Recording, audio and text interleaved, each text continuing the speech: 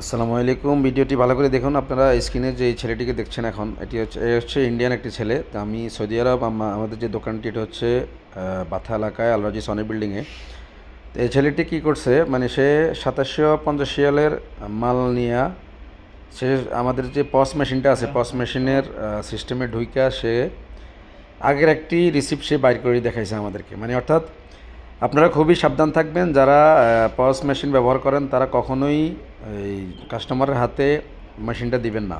খুব সাবধানে থাকবেন। ভিডিওটি সর্বোচ্চ শেয়ার করে সবাইকে দেখার সুযোগ করে দিন। পস মেশিন সে হাতে নিয়ে দেখেন কীভাবে সে আগের একটি রিসিপ্ট বাইর করছে। মানে আগে একটি মোবাইল বিক্রি হয়েছে 2750 রিয়াল, সেম রিসিপ্টটা সে বাইর করছে এবং কি সে জানতো যে 2750 রিয়ালের বিক্রি হয়েছে। এই জন্য কখনও কোনো কাস্টমার হাতে কোনোভাবেই পস মেশিন দেওয়া যাবে না, সাবাকা মেশিন দেওয়া যাবে না। দিলে কিন্তু লসে পড়বেন। খুব সাবধান, সবাই ভালো থাকবেন। আল্লাহ হাফেজ।